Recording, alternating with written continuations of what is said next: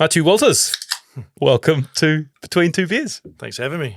Very excited to have you. Last stop on the Grassroots Album media tour, we understand. So it's just, 90 minutes of unpacking your entire life and career and deepest vulnerabilities. Then you're free. Is that what we're doing? Yeah. Something like that. Do you enjoy these media sort of weeks, these little media blitzes? Yeah, I do actually. Opportunity to just talk about what we've got going on and connect. And a lot of these people in these stations that, we've kind of known them for a long time. So it's a bit of a deep relationship there. It's cool. Yeah, good chance to reflect.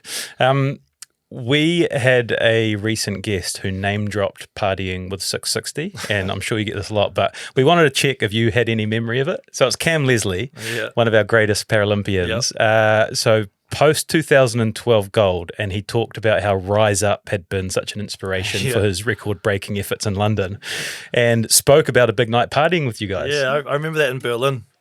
We caught up with him. I think we were living there at the time, and we caught up one night, and you had a pretty big one. Passing around the gold medals a bit.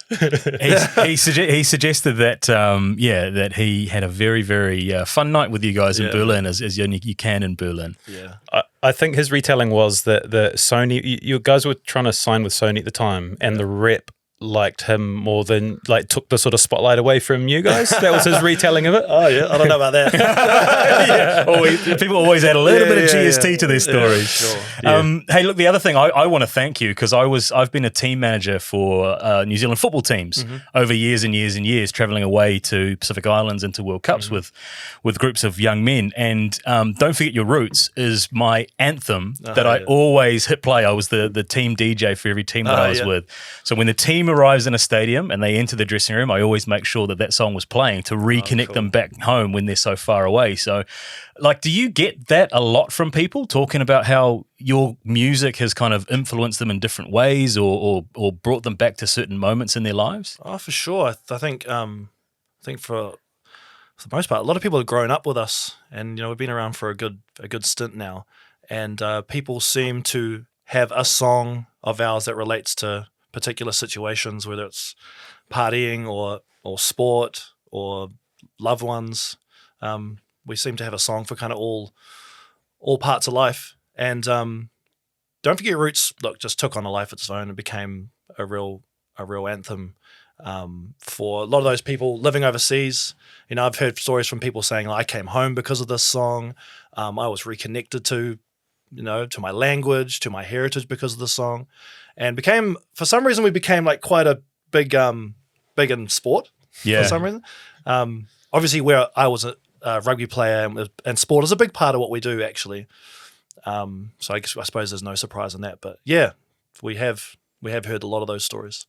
Yeah, it's got to be surreal, and we talk about how it's sort of built and grown 660 over the years, but your life is full of these surreal moments with people relaying back to you how important what you've created is. But we wanted to start by talking about your recently completed Grassroots Tour. Okay. So 23 gigs across 35 days, exclusively small towns and venues, Stewart Island, Gore, Fielding, Gizzy, Piha, among many other cool spots. And we spoke to your manager, John Riley. He said in some places it was like the Beatles were coming to town, which I can imagine it. Yeah, it must have been one hell of a month. How do you reflect on that period? It was just the best tour I've ever been a part of. It was just honestly just incredible. We had been yearning for a reality. We've done these big shows, and they're amazing. Don't get me wrong, but it's just you're so far removed, so disconnected, that we felt this desire to connect and to kind of remove the veil when it comes to live music. So much of it's about bravado and performing, and that can honestly get quite tiring. So we had a desire to really get up close and personal, but we also got to record acoustic versions of the song, which people have been asking for a long time. But outside of those kind of first reasons why we went on the road, it just became something so much bigger. We got to see the country kind of for the first time and connect with people in a way that we never thought possible. We've played small shows when we started that way, but not with the same kind of fanfare, not with the history that the band has now and what we've achieved. So yeah, man. I mean, it was amazing. I don't know what else to say there. We spanned the whole country. I mean, there were so many special moments. We started up in Te Kao, where my whānau are from, on my marae actually, and that was interesting. The first night was like a whānau night, and I don't know if they'd been to a show before. You know, they just they didn't know how to react. Yeah. Was it people sitting back? Oh yeah, cross-legged kids playing football in the corner. Yeah, babies crying over here. I was like when just waiting for you, guys, we're a big deal, all right? Yeah, let's see how this kid goes. Yeah. But it was it was more than that too, because we stayed in Ahipara and we went up to the Cape and we hung around Te Kao. My grandparents are from there, so I definitely got to feel like I was home. You know, my dad and my brother and my uncles came up with me, so we made a big moment out of that. And everyone at the marae was, welcome home, cuz. Everywhere I go, my cousin list gets bigger and bigger. Yeah. And then we made our way down the country. And did someone still chuck you a tea towel though and get you to do the? No, I think I'm graduated from there. So I was like, we gotta get out of here. Sorry, auntie.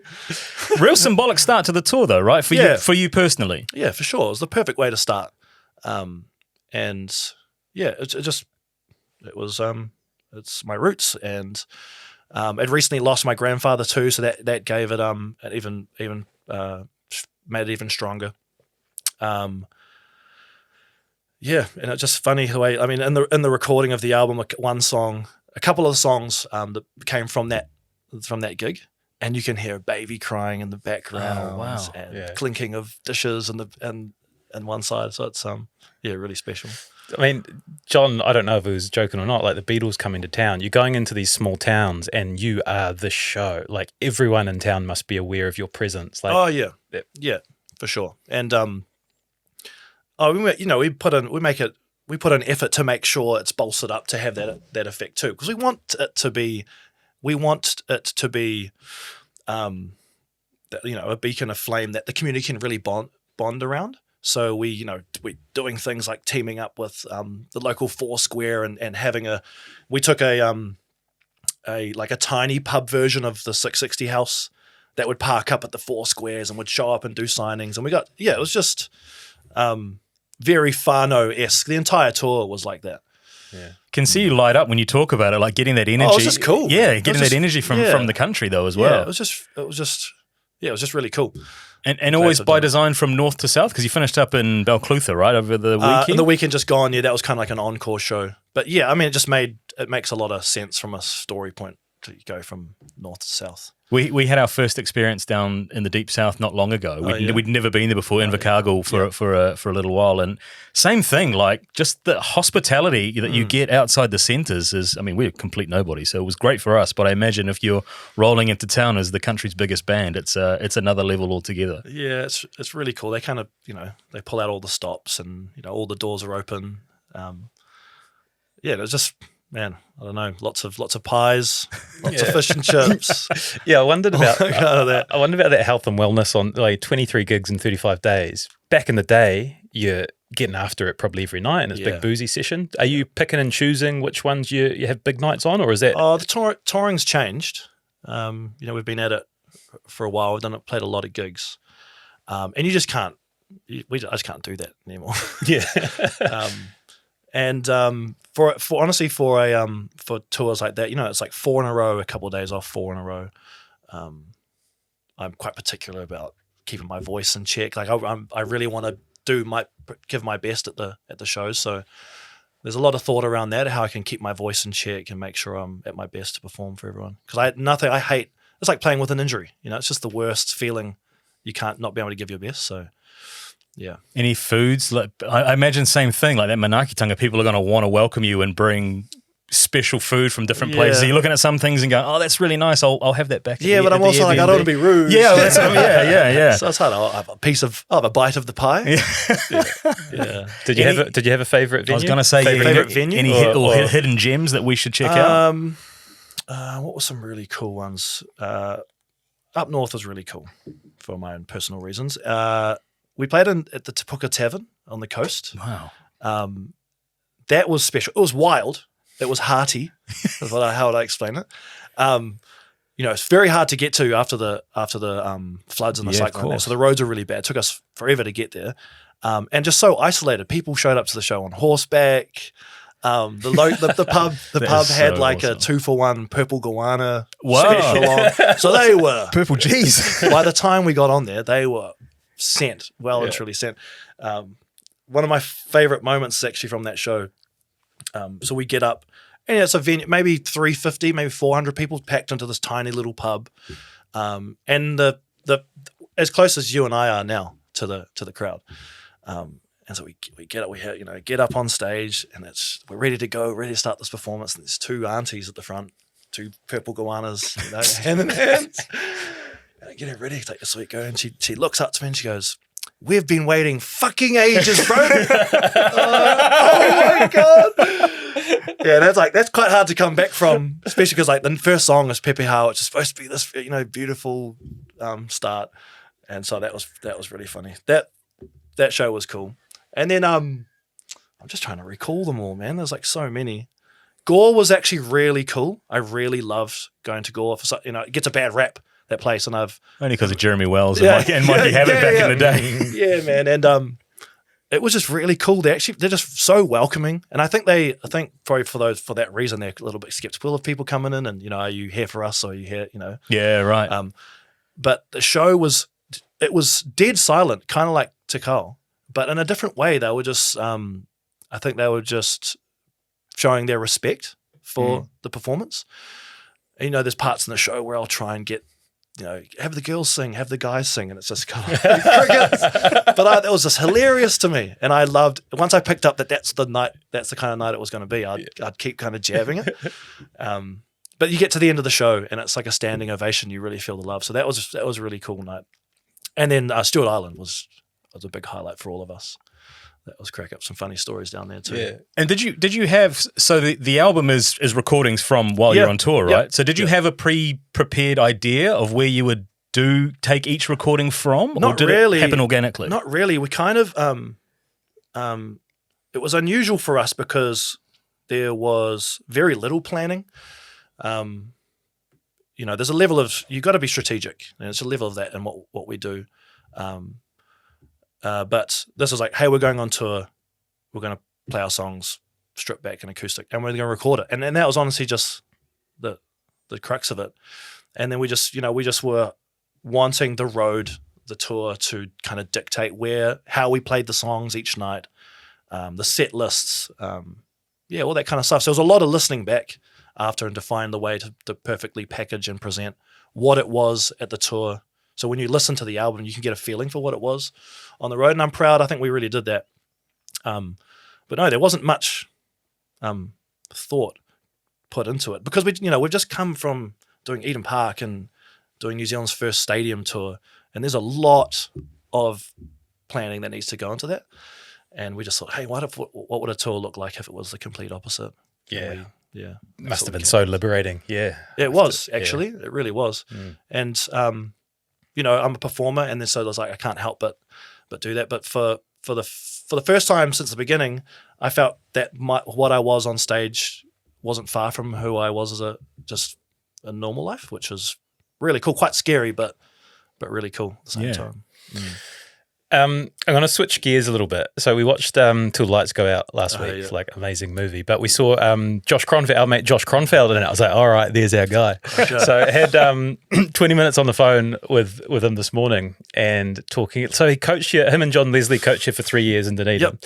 And I started asking him about your rugby, and we'll talk about that in a bit. But he really focused on the court sessions. He's like, the court sessions, they were a mess when I got there. There was no structure or discipline. And by the end, I think they had it. But yeah, he really focused on that part of it. And I wondered what your reflections are of, being coached by Josh Kronfeld. I remember that, that was the big buzz before we'd even, hey, part of going down to Dunedin is like, you're going to get coached by these guys. And I know it was a big pull for a lot of people. Especially a kid from Auckland going down to Dunedin. That's it's a big for everyone down there. It was like we're all being uprooted and going down for the experience of a lifetime. But to be kind of mentored in our rugby part of the journey down there by those two, like, you know, those trial games, everyone was there. Everyone wanted to be part of that team. And they didn't disappoint, just, you know, as coaches, but as men too. Like, they taught us all a lot, and they knew how to teach us how to have a good time. But there was, I never had a court session, but I didn't even know what it was, to be honest. And for those that don't know what a court session is. Court sessions, for those who don't know, I mean, how many times did you do it? I don't know. A couple of times during a season, you'd have a court session, and basically you'd lock in your changing rooms, and there'd be a keg or something, and there'd be a judge that would be JL or your captain or crusher, and they would go about kind of setting fines on people. You know, so and so, remember when you dropped that ball in that game, and you know, so it's kind of important for you to laugh through some of the times during the team. It actually really bonds you together. Yeah. And that was a time of rugby too that, you know, like, there's no better way to bond as a team but to get pissed together. Team that drinks together wins together. And honestly, it worked. So yeah, those court sessions were cool. A lot of keg stands, a lot of throwing up, a lot of chugging beer, and that's honestly where the guitar started getting passed around too. That's where my first performances sparked up. I wanted to touch on that because I asked Josh, like, you know, and he remembers you as kind of quite a shy performer. So he kind of witnessed the birth of you as an entertainer, I guess, and whether it was alcohol induced or whether you didn't need alcohol by the end of this. Like, how did that sort of transform? I've always been a singer. I've always loved music, and I've always loved to perform in my own way.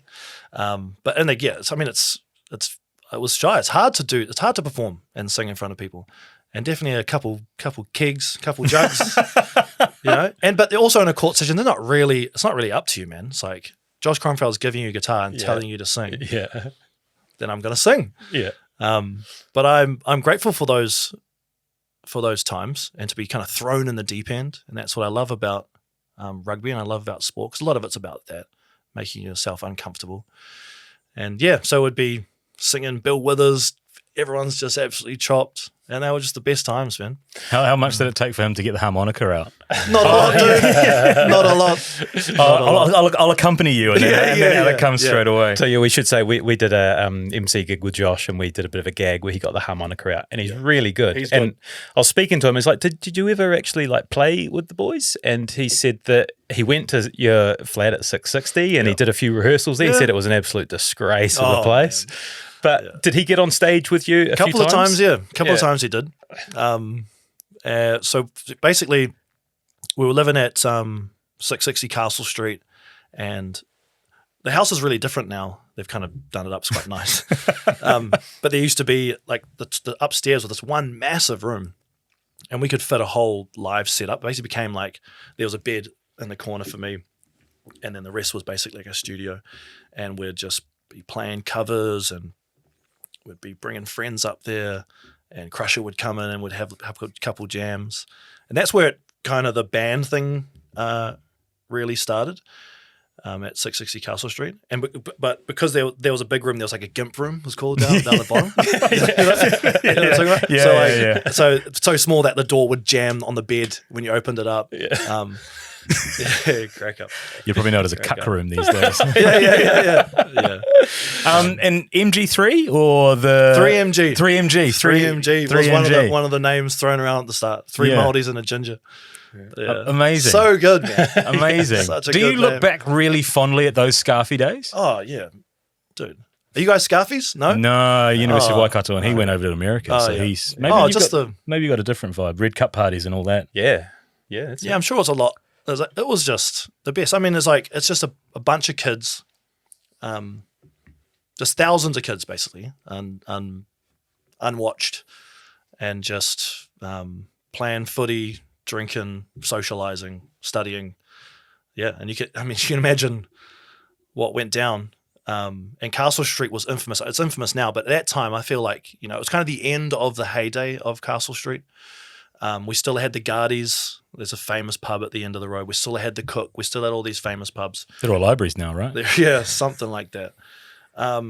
and there were couch burnings, and it was chaos, man. It was honestly chaos, but but it was awesome. That was another one of Josh's observations. He's like, yeah, we had these gigs. I think he called them like cookout gigs or something. And he's like, I couldn't believe that the drummer would be vomiting on his drums. Some bad and ones, man. there'd be fights. And he's like, but Matiu was able to hold it together. He'd be absolutely hammered, but he could still sing really well, and he kind of looked like he had things under control. That's good to hear. Yeah.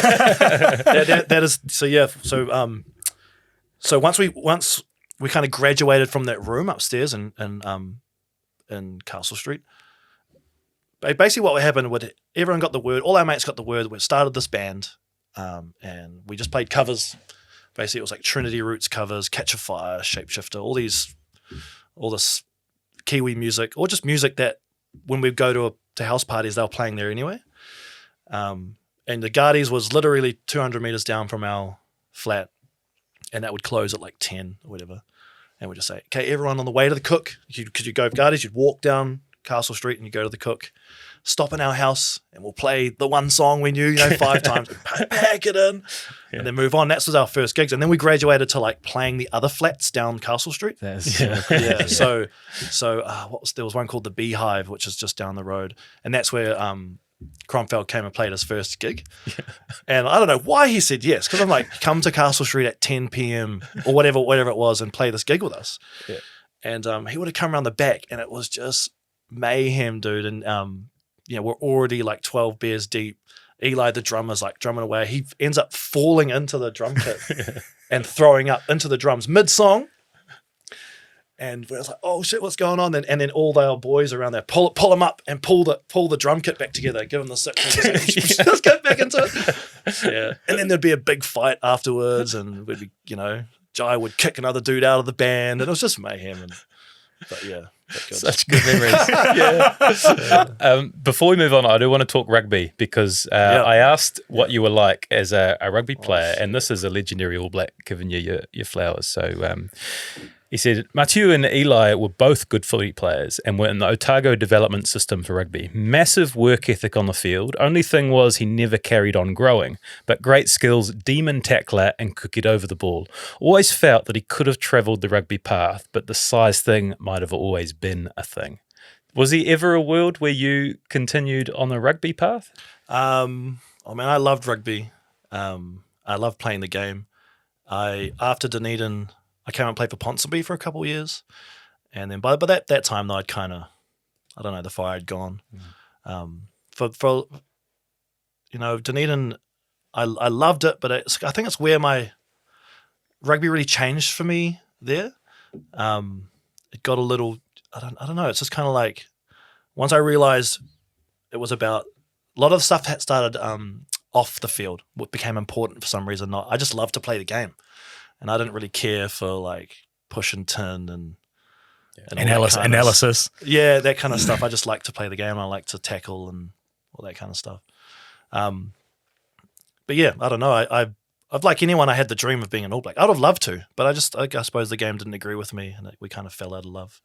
And Dunedin doesn't help for that, honestly, for a lot of players, because there's definitely a lot of distractions. It's not bad props though, coming from one of, because you were the same position, right? You were open side flanker, so same as Josh I was good. Kronfeld. I was good, man. I was slow. You can relate. All right, man. I think that was my thing, really. I was probably just too slow to get around Yeah, it's all right. You did quite well with your other life. Yeah. Okay, and the last thing he said, he reinforced how awesome your parents were. And he said they were ever present. They were there every second weekend. They were always around at your games and being there.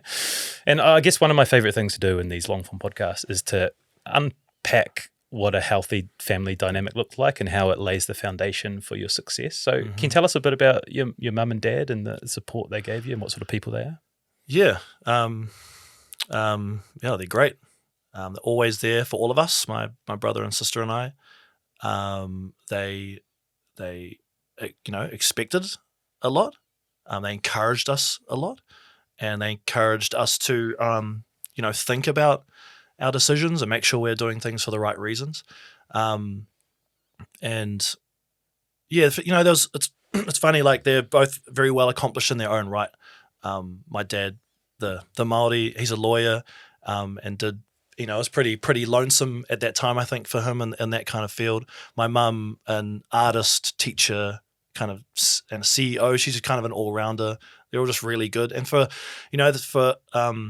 it's quite a tough thing to live up to, I think, but we're so grateful for that, for those role models, because there were high standards, and we didn't settle for anything less, and they didn't settle for anything less for us too, for their kids. So, I say it wasn't like an option not to go to university and have a higher education, and not really an option to, if you're going to do something, you're going to do it at the best of at best you could possibly do it. So yeah, that's why I was like, you're going to Dunedin, you're going to university, you're going to go to Dunedin. They're both from Dunedin. Mum born and raised, dad getting there a little later. They just, I don't know how to say about them, man. They're great. You've got young kids now, 6 months and sort of 3. I found when I had kids, it changes your perspective a little bit of what you think of your parents and what they did for you. Yeah, has that been the case? 100%, 100%. You just realize the sacrifices they made, and actually realize how difficult it must have been. Yeah. Not that we weren't particularly difficult, but it was just like, it's a tough thing to navigate, and I'm constantly thinking about how much to interject, how much to push, how much to stay away, because it's a balancing act, and it's hard to realize that all your actions and inactions have consequences, and it's like that you can never be perfect, really. You can just hope for the best, and at each juncture, just try and make the best decision possible. And that's what they did. But I appreciate that they were there for us and supported us in each decision, but made sure that we knew the consequences of everything. I know music was a big part of growing up in the household, excuse me, but I do want to zero in on the influence of 3 videos growing up: The Sound of Music, Blues Brothers, and The Three Amigos. Yeah. Like, you've spoken about them on a couple of other occasions as to like how they influenced you, but like, what was it specifically about those titles? Well, they were like what the 3 videos we had, VHS days. Yeah, I had Star Wars, I had The Breakfast Club, I can't remember the third one. Oh, Commando. Yeah, nice. Yeah, so he's like that. They were on repeat, and obviously they're music based, and they just stuck with me, and I fell in love with singing and music and melody, and I don't know. From there, I just started singing, and I just started singing. I just sang for as long as I can remember talking. I was singing. There's videos of me when I left kindergarten to say thank you. I sang a song to everyone. I don't know why. That's just what I did. But have I got it right? Kind of introverted as well. So like singing in the bedroom rather than singing on stage, or I wasn't a performer. I just loved singing. But I have a family of performers, really, and so it was it was very much around the campfire, passing the guitar around, and it was quite hard to get a spot in. So maybe that might have added to my angst and like not wanting to kind of throw myself into it. And I guess you're not really encouraged so much. It's like, take the guitar and sing. I didn't really respond to that. But do you remember the age when you realized you were a really good singer?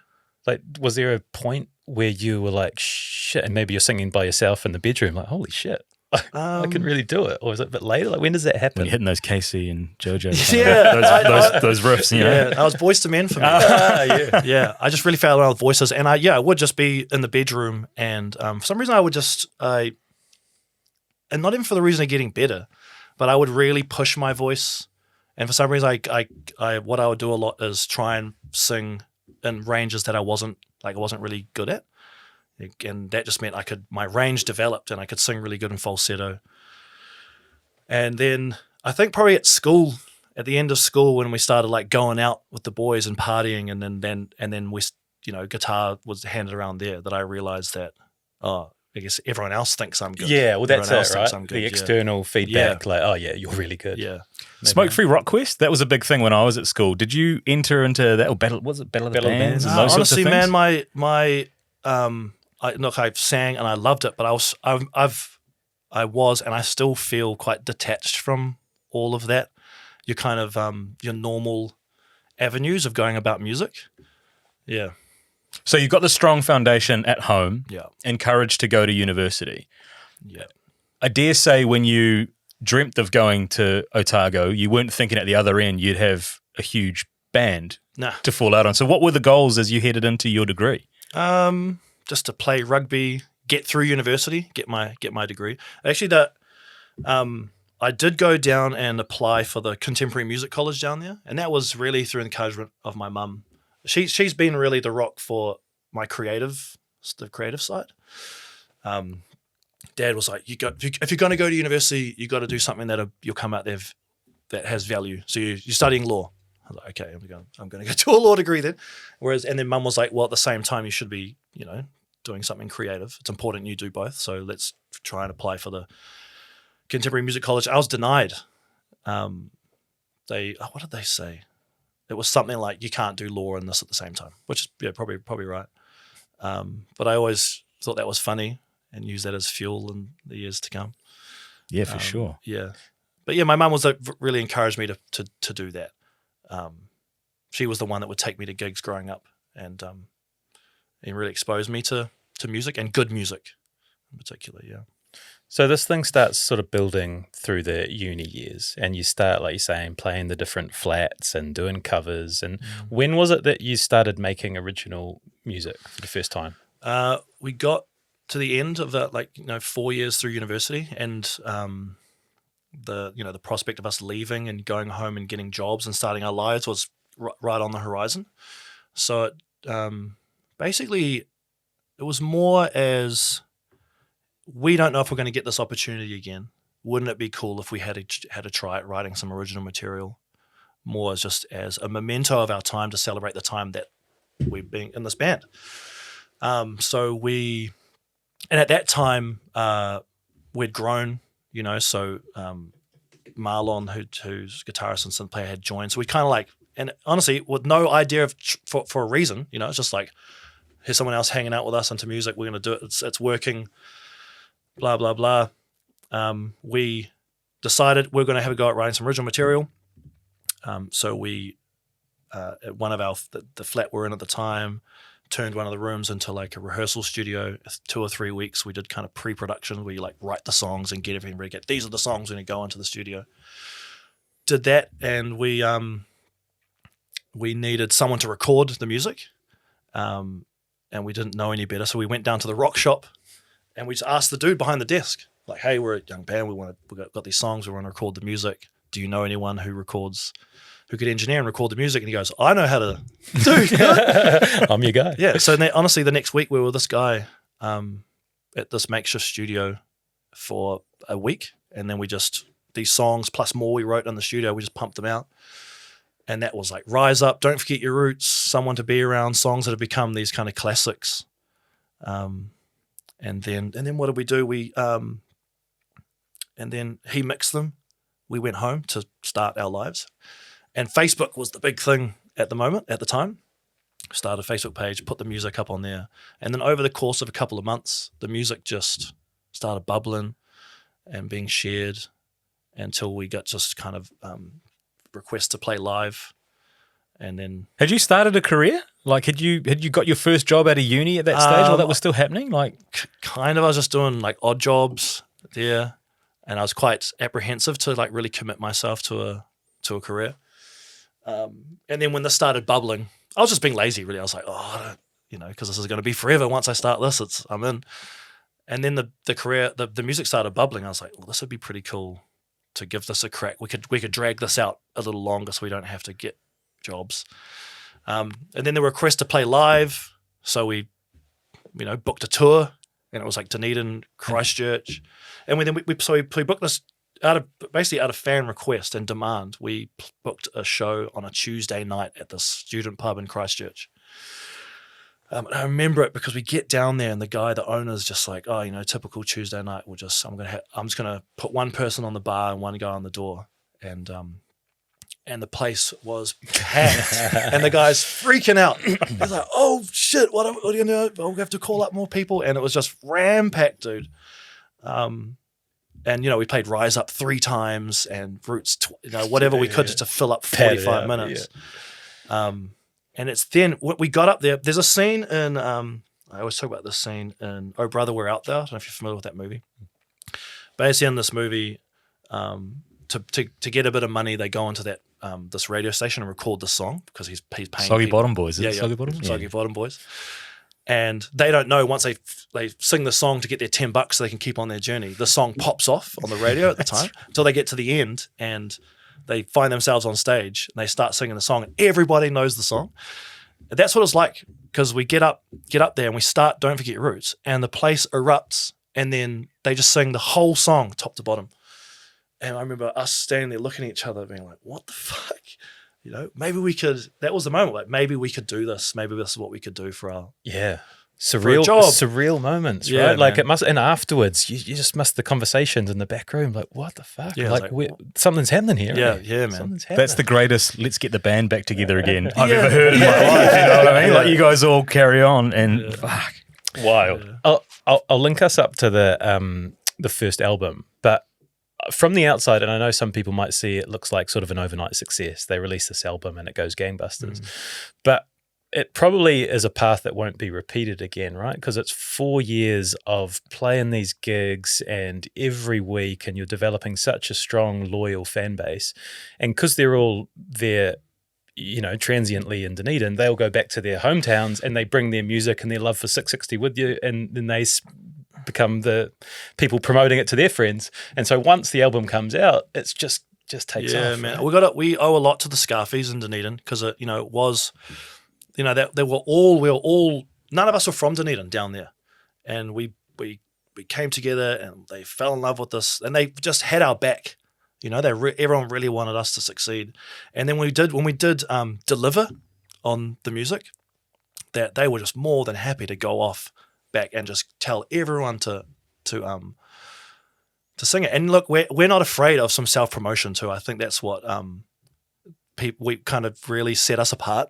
Like we'd play festivals, and Eli and I would go out with our EP, and we're just throwing it at people, man. Like, let's like stand them up, be like, you need to buy this, and making them laugh, just taking the piss, really. Hustling, hustling. You need to buy this, and you go, I'm like, oh no, it's $50, and then you sell this chump $50, and then you sell this, and it's like, and you go hustle them, so it's $15. This guy, you just sold it to me $50. Oh, just Sorry. have another one for free, and we'll just be doing that and just kind of hustling it, and we're like, set up a website and people would order them, and we're just having to go and like send them out.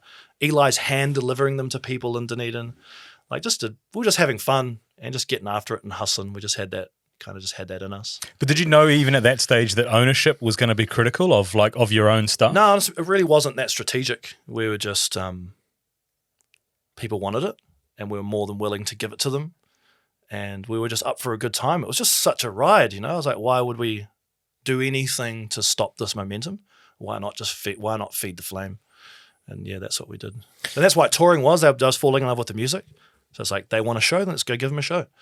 And we were never ones to like leave a captivative audience just there without giving it our all. Perhaps that's something to do with our rugby upbringing too. That you wanted to perform, you wanted to deliver, and you wanted people to have a good time. Yeah, because I know you love a sporting analogy, right? Yeah. And I'm interested. I'm fast forwarding a little bit here, but people talk in sporting circles about second season syndrome. Someone bursts onto the scene, they have a great year, and that's always hard to back up again. Yep. After that first album went out, did you almost do like a strategic review of how the album / season went and think about what you were going to do for the second album? Yeah, we're a little forced to. So it was about 3.5 years between the first album and the second. And it's a hell of an off season. Yeah, yeah. And but I mean, we were gigging a lot. We were doing a lot of shows, and we were finding our feet in the industry, and we were learning on the fly about what it meant to be a band, be professionals, to make money, to we were focused very much on being able to make this last and to be successful and not just be a flash in the pan. And doing things right, basically, and doing and innovating. Those are all these things we were interested in. Music is a business, and we are excited and enticed by the business side of things too. But yeah, so the second album, they say you've got your whole life to write your first album, and then you've got a couple of years to write your second. And every album, dude, is there are many revelations, and you're learning a lot about yourself, and you're getting closer to the truth, I think, and you're discovering what you want. And the second album took us a long time to find out that kind of North Star, and we rewrote that album a lot.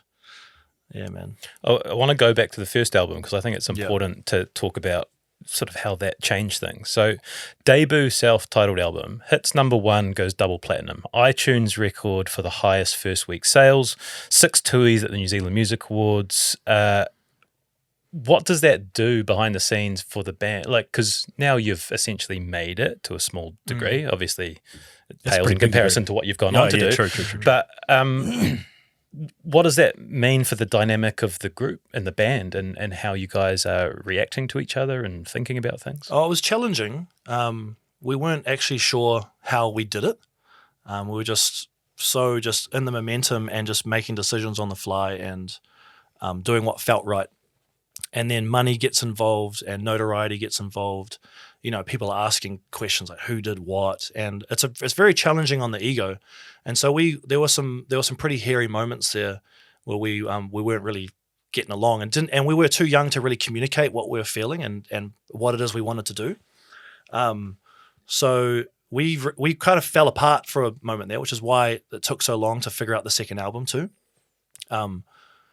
But yeah, the ride was ridiculous because we didn't expect this, and I mean we really don't expect anything. Even now, I'm still surprised stuff can do so well. Yeah. We just did it, I suppose, and we never have really kind of waited for anyone's permission to do anything. We wrote these songs.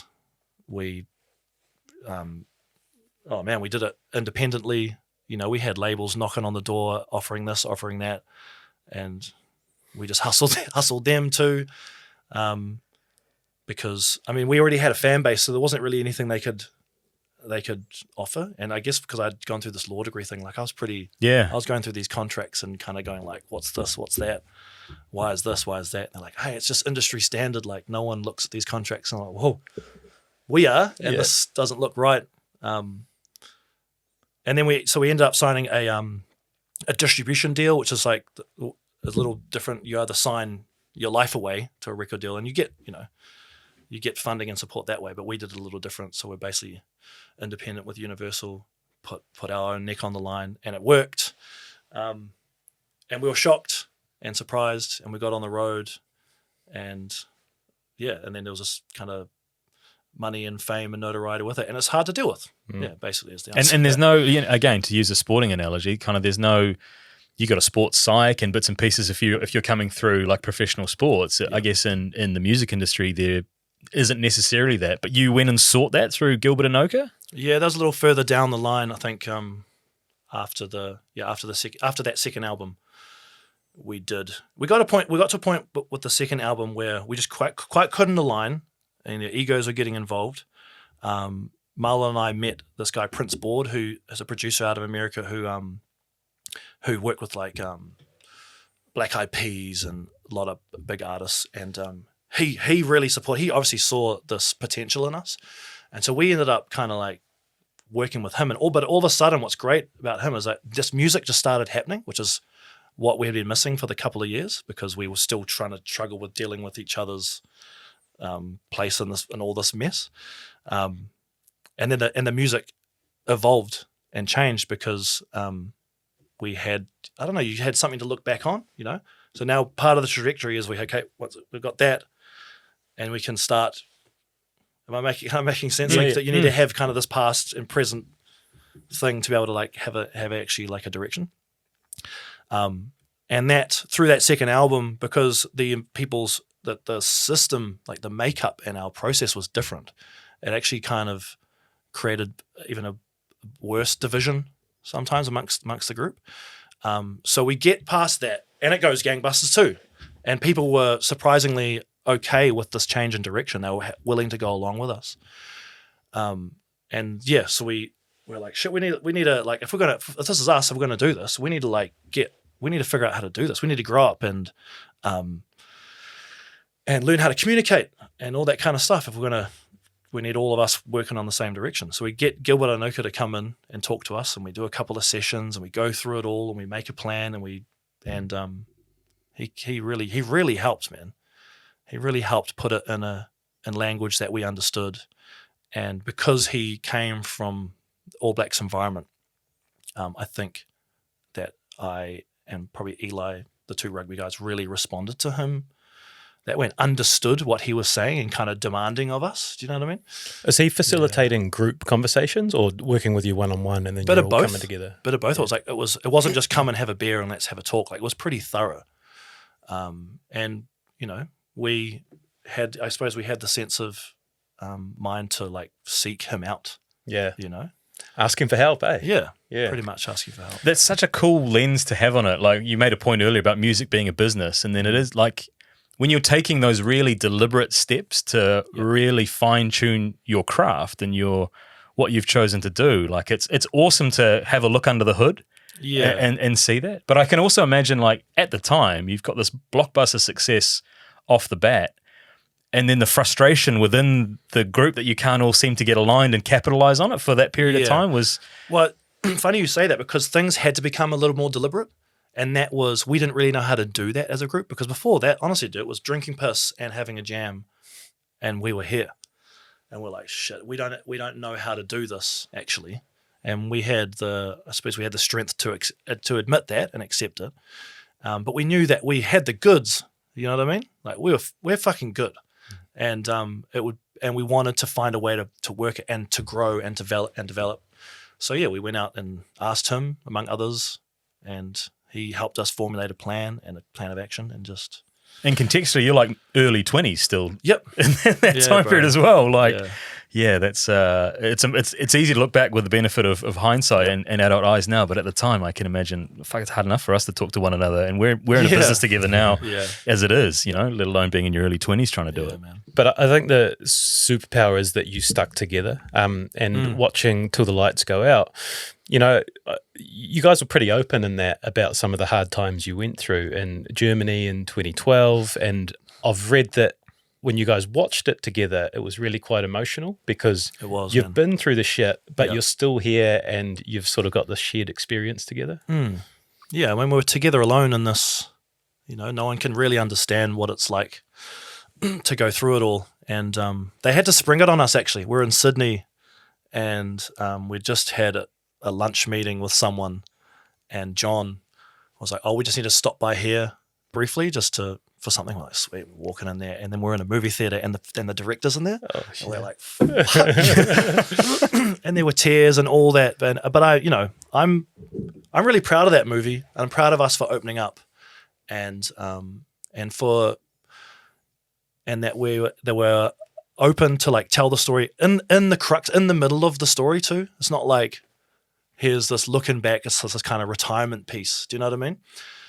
It's really cool. And yeah, we said it all. All those things happened. Yeah, if you haven't watched it, it's compelling viewing. Like, I hadn't until researching this, and I realized like midway through. So two things. One, I'm going to out my partner, Doc Brown here, who was at uni the same time you guys were in Dunedin, and she was like, I just don't remember seeing you guys live. I was like, how the hell did that happen? But also, like, I didn't know much of that stuff, particularly the backgrounds of the members, like the blending of those quite confronting stories at times. Like, were you before the filming aware of some of the backgrounds of your bandmates as well? Yep. Yeah, okay. Yeah. So that didn't come as a surprise or anything like that. No. Yeah, right. Definitely not.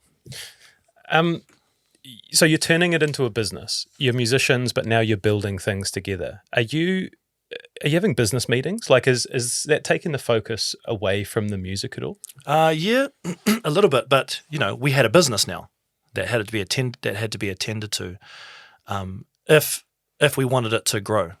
And look, like the sports analogy, like I was in rugby. Like, once I got a sniff, you know, it was on. You know what I mean? Yeah. Like, hey, we've got an opportunity here. Let's go. Yeah. And some of the boys didn't respond to that. I have a competitive nature. Didn't respond to that the same way as others did. And yeah, I think it can get away, because I was like, just go. Let's go. Like, this is fun for me. Yeah. Like, let's make some waves and make some moves, and let's fucking do it. Let's dominate. Exhilarating, You know? Like Yeah, building man, something I was which is like, your own, and the more effort, 100%. the better you do, the faster it's going to For grow. me, I was like, I don't think we won't realize what this opportunity we have until like if it's gone, that's a travesty. And if we have it, we might as well take risks. There's no fear. We can easily go back and get jobs. Like the alternative is that's easy. I can imagine myself doing that. Yeah. But are you having to pitch that vision to the rest of the guys Well, sometimes as well? I didn't know how to communicate it. It was just more like, go, Let's go. Get on my page. yeah, let's go. Come on, catch up. And that wasn't the way to operate for us all. If being a group and being together was the way, but it worked. It's just what had to happen.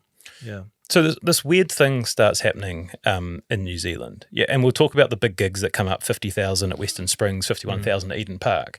But kind of leading into that, it became you're obviously super popular and everybody loves you, but the music critics start turning on 660, right? And it seemed to be the fun, in vogue thing to do is to have a go at your music. Yeah. Like, how do you reflect on, what do you think happened there? That was a strange time. We were really taken aback. We were shocked. Because some of the stuff was pretty sinister. And I get like you can jump on bandwagons, that's fine. And I suppose we shifted from this kind of thing over here. And then all of a sudden with the first album, we were firmly in the industry now. And we hadn't had any interaction or any relationship with anyone in the industry. And we were breaking records. Yeah.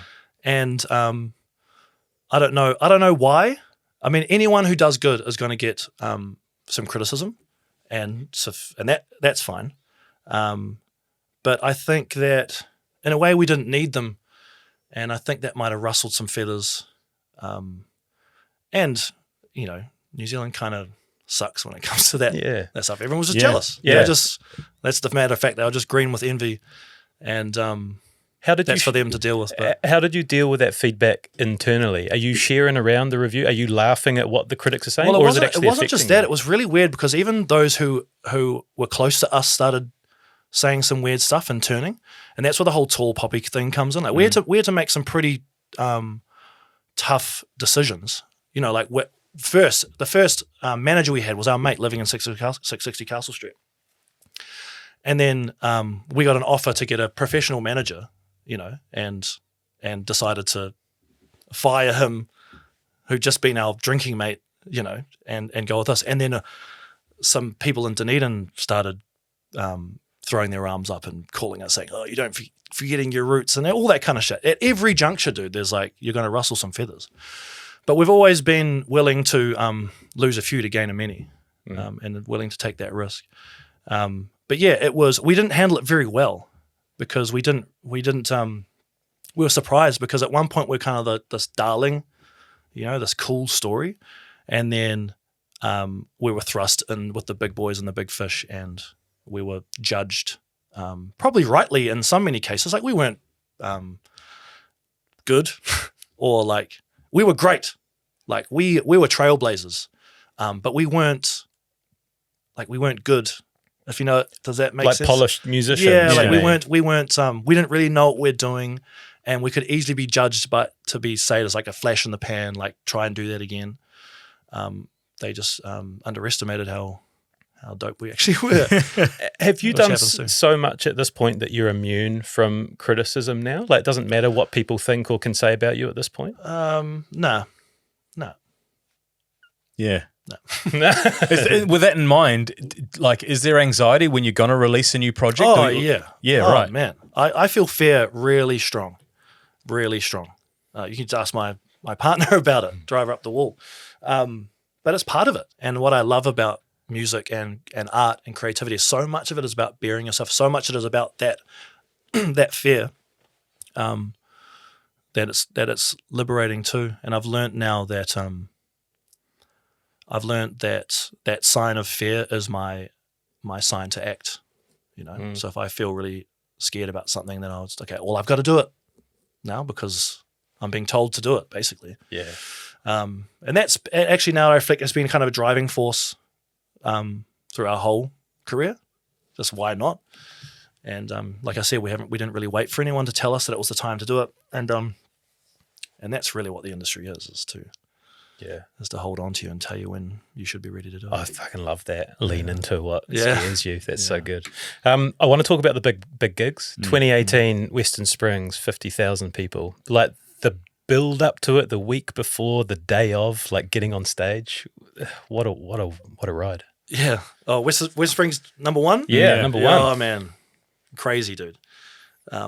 Look, that was just it was no different to what we'd always done.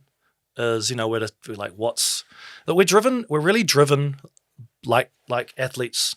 I want to do the big shit. I want to play the big games, and I want to do the coolest stuff possible. That's honestly like records and like breaking records and all that kind of stuff. Honestly, it's just about doing the coolest shit. And at that time, Western Springs was the coolest shit to do. Well, no New Zealand band had done it before. No New Zealand band had done it before, and we were freaking out, dude. And John had just become our manager, and we'd gone through a whole other managerial situation leading up to finding him. And we were basically at another crossroads. What are we doing? Why are we doing this? What's the next thing we can do? How can we reinvigorate and get this energy? And he just cold said, "What's the biggest venue in New Zealand?" And we said Western Springs.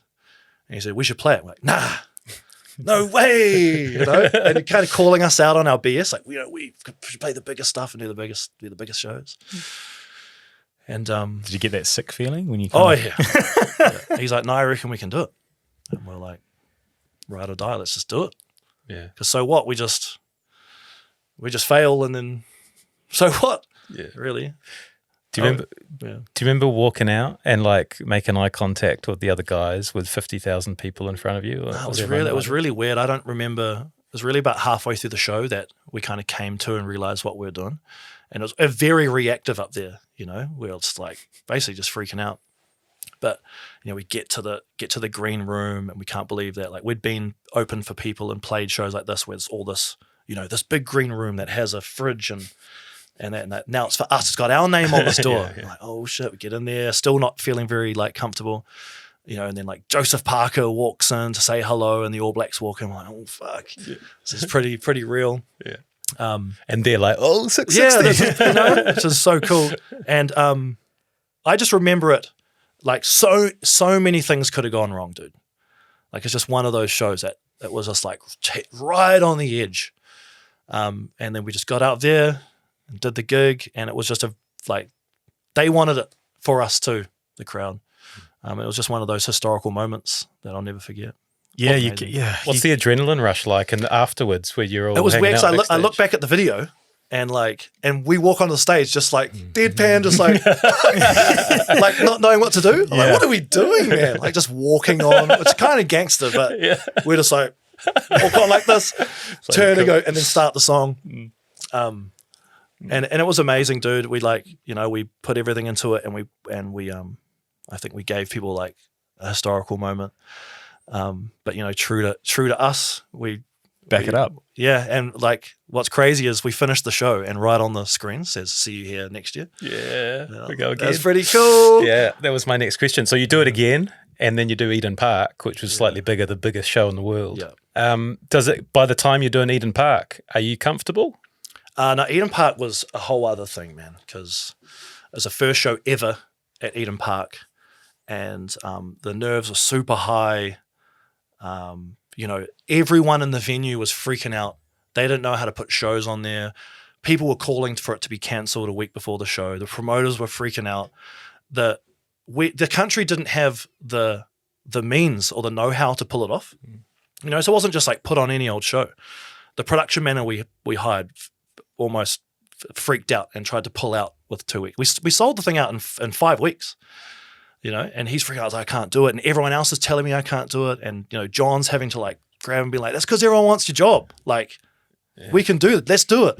And then the council is coming at it, trying to shut it down. So we had to build a sound. Like, you can see at Eden Park on the eastern stand, there's kind of like this glass plastic. We had to build that. Oh, wow. To satisfy the council thing to do it.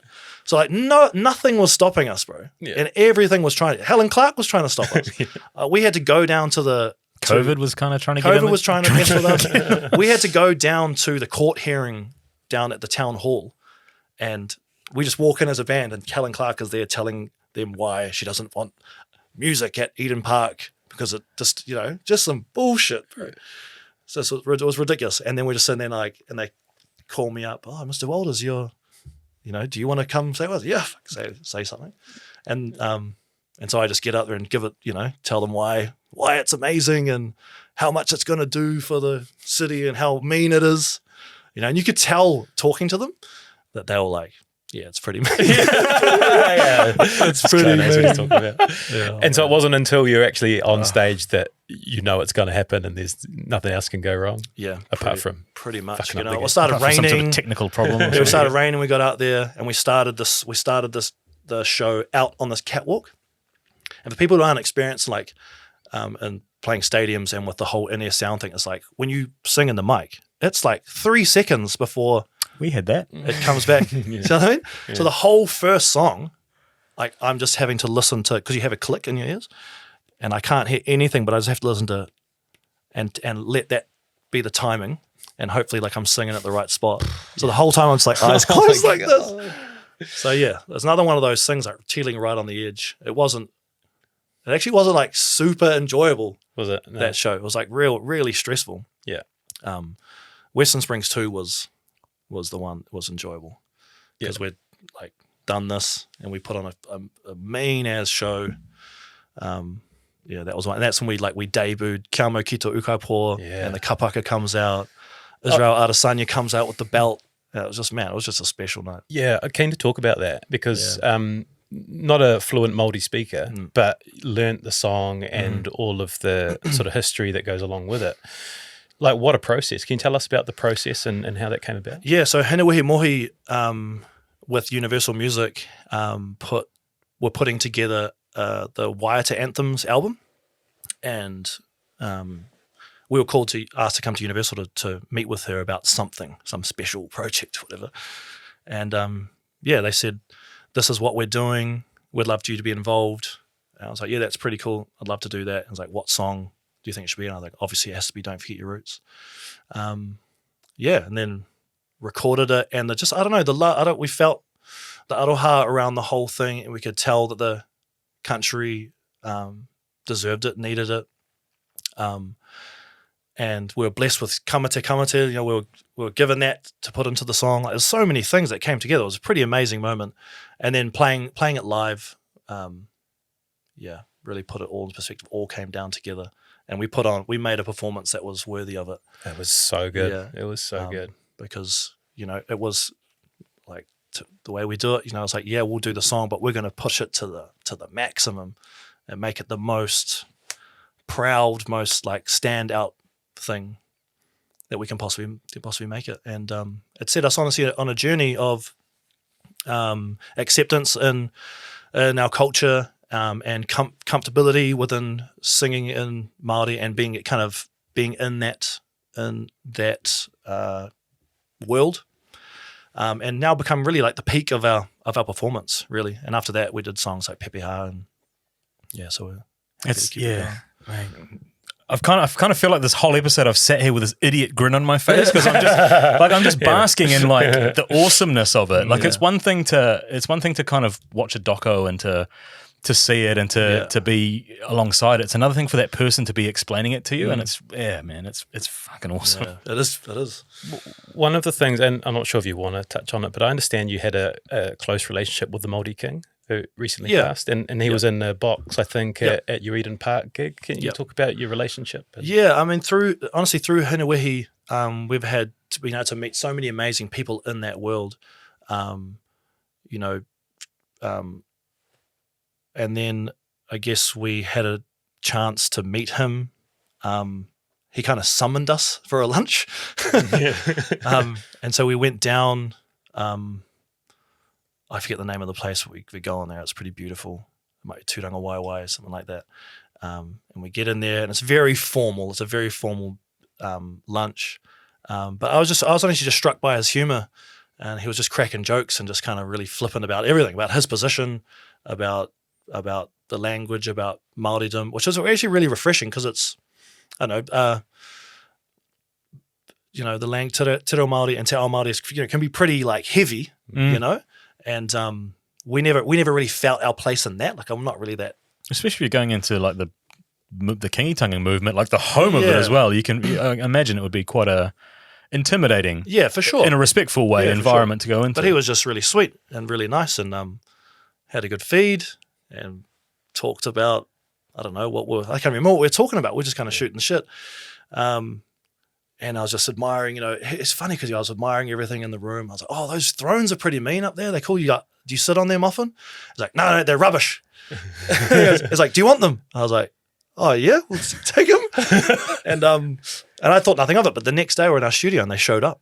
Wow. So in the studio I've got these 2 big gold red velvet thrones in there. Amazing. It's pretty cool, eh? Yeah. And then he was over the years, he, you know, would have him at the shows and make sure the box and his whānau and everyone is set up. So it's just really cool to know him, and it's a terrible loss. Yeah, it is. Yeah, really tragic. I'm keen to talk a little bit about the art of songwriting, because I think it's quite different to how I imagined it went. You know, I understand that you would write like 50 songs and then you'll choose like 16 for the album. Like, is that the process? It's just mass produce and then sort of refine? I guess to my logic, that's how I imagine getting the best stuff. That's like with volume, you have a higher probability of writing something really great, and that doesn't mean. I mean, it's still hard to write one, let alone volume. But I like to think that if my goal is to write 100, then I'm not so precious about if I was writing one. Yeah, that's basically the theory there. Is it a constant process, or is it reserved for between touring and albums, or is it? What is it actually? Honestly, I think it's become harder and harder. You know, it's honestly, there's really no time, and you have to be really patient, but you have to be pragmatic and you have to be disciplined. So I do find it's at some point you just got to have to do. You just have to do it. You have to act and do the work. I learnt a lesson actually from Michael Parakofa, who's an artist and friend of mine who I admire a lot and has helped me a lot actually. Did design the first gold album cover and the second. We use his artwork for that.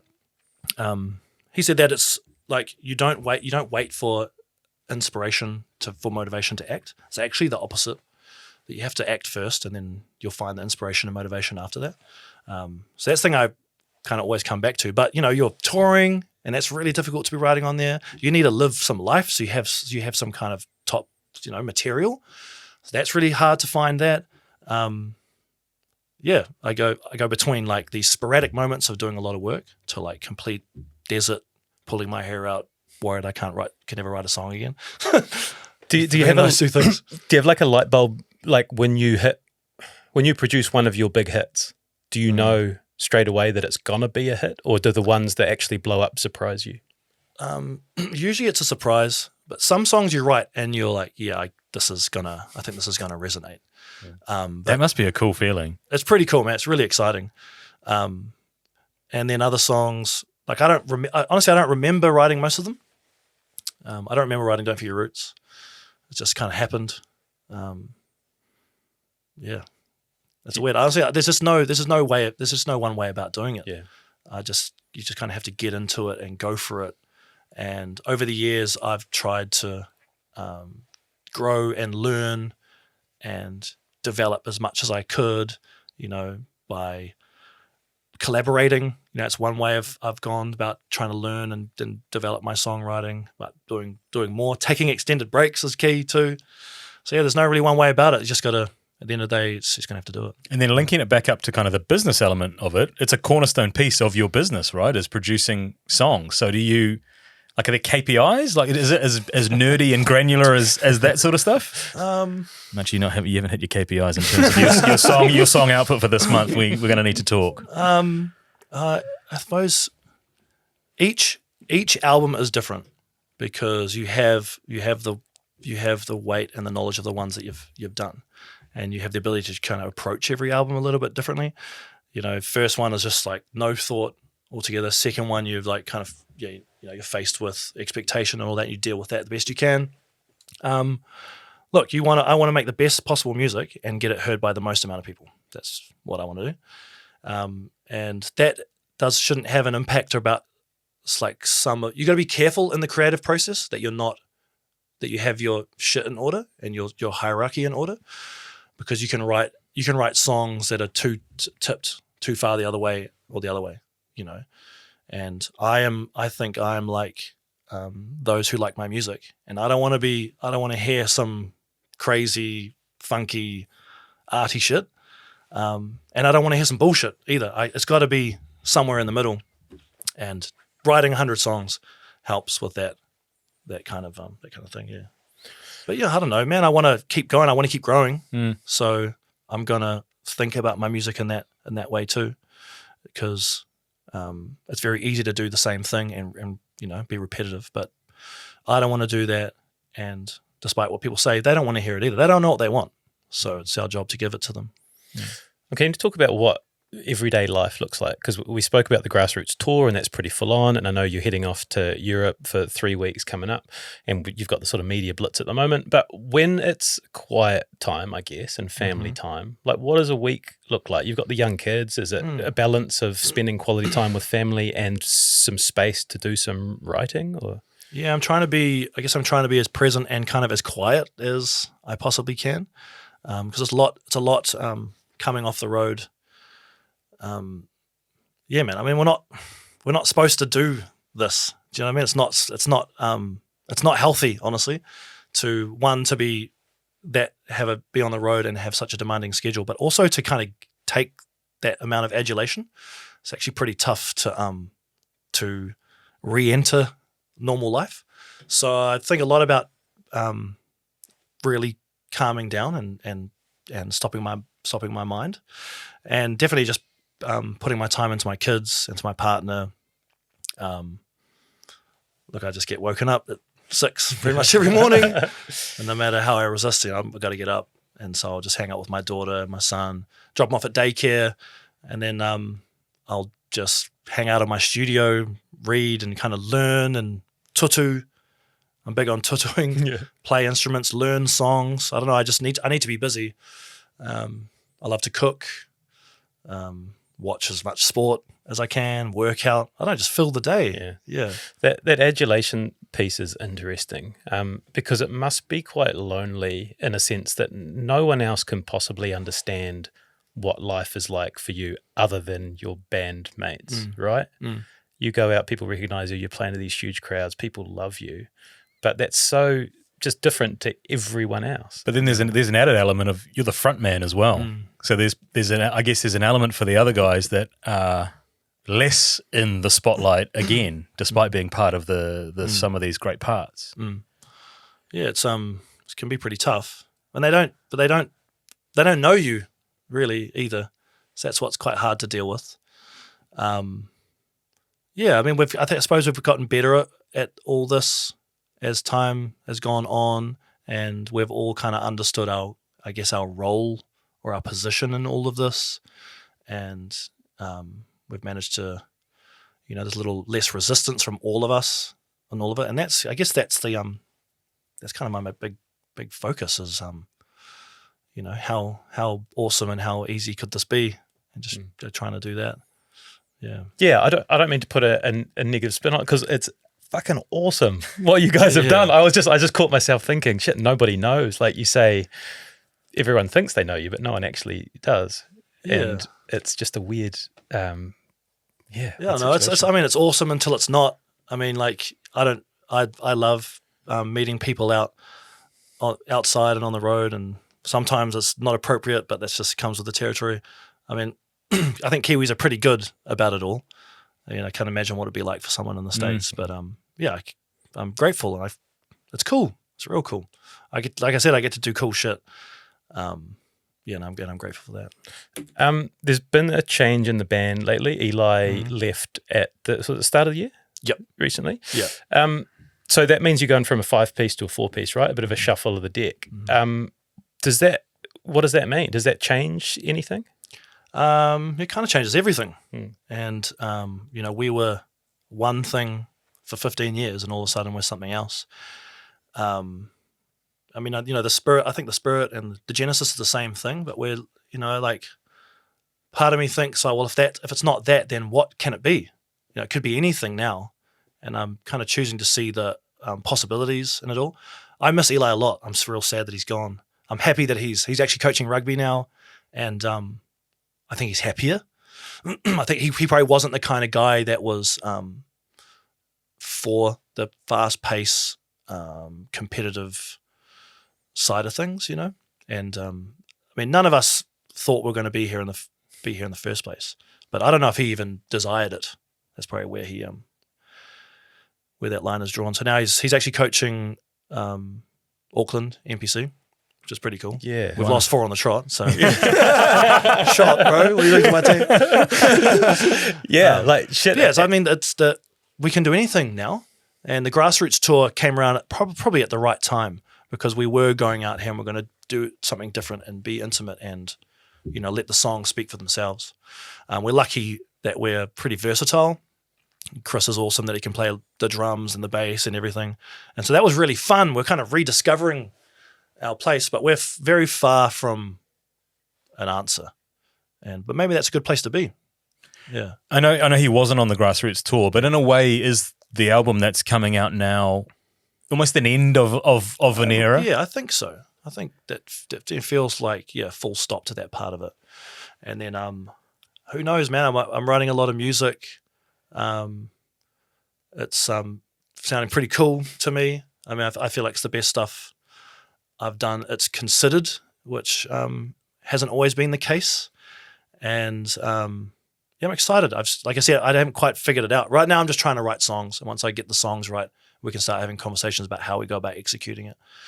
And but I think that's going to be pretty soon. Yeah. Just a few little bits and pieces before we let you go. Teddy Swims covering your songs. That was so cool. I got lost in a Teddy Swims rabbit hole this morning just on YouTube. Yeah. But they must be pretty cool. Really cool, man. It was really cool. To have someone like that, an incredible voice, and actually the nicest dude you'll ever meet, and just a voice from God. And he covers one of my songs, so it's just weird. It was weird, and it was cool. Like I wasn't sure if he, they cared or they cared at all, really, when they came out here. But they reached out, and I got to hang out with him and perform the song twice with him. That was a pretty special moment. Yeah. Yeah, that is incredible. Purchase of 660 Castle Street. Yeah. Is that still is that still in operation in terms of the scholarship and helping perform? We were just down there last week. Right. Kind of have a mentoring day with the students, listen to the music they've been working on, just kind of hang out and get a feel for how they're doing at the house. That was just. Are you the landlords technically of that? So you do a flat inspection at the same time? Man. Nothing's worse than, honestly, that's pretty PG down there these days. That was just, honestly, we thought that up before the opportunity even came. Just again, wouldn't it be? I was going to say, are you on tour somewhere and go, wouldn't it be crazy if we bought the house that we used to live in? That's honestly what it is. Yeah. Wouldn't it be dope if we bought that house? And that was the story. And then we had the opportunity, we bought it. And then, And now a foundation with the Otago University to put 4 kids in free rent per year. Musically inclined, we weren't. None of us were studying music, so we didn't want to put that limitation on it. So we've had dentists come through, lawyers come through, people doing plays, directing plays. One of the dudes, TJ, went pretty high up in Australia's Got Idol just before. So it's an incredible, eclectic bunch going through. And it's really cool. Just a really cool thing we've done.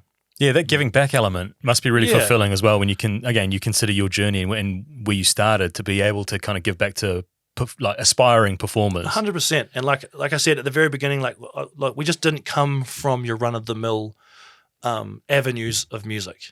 We didn't do your rock quests. We didn't even have the idea of being musicians or being performers at that time. We really found it and, It just happened to be what we were here to do. You know what I mean? So I want to, we just really want to encourage people that, you know, you don't have to go through those avenues. And in fact, you have a strength in the fact that you're not coming from that stuff because you could keep the wonder as long as you can. Grassroots Album is out now by the time this gets released. What does it mean? This is a really ignorant question, but like for it to be sold out, are people still going to music shops and buying I think that's a good question. Physical copies of music? Man, it's changed a lot since we started. Like the Gold album, we sold tons of these physical albums, and now it's just all CDs, believe it or not, are like these collector's items. Yeah. You know? So we do 660 of them, and then they sell out like in the first minute, and then the rest are like pre order them on Spotify, and that's how stuff's done, really. And so do you measure success by how many streams it gets on Spotify? Is that a gauge of how well things are going? Yeah, I guess. And do you look at those? Do you look at those numbers? No. Yeah, good man. Stay out of those. That's this guy's. Yeah.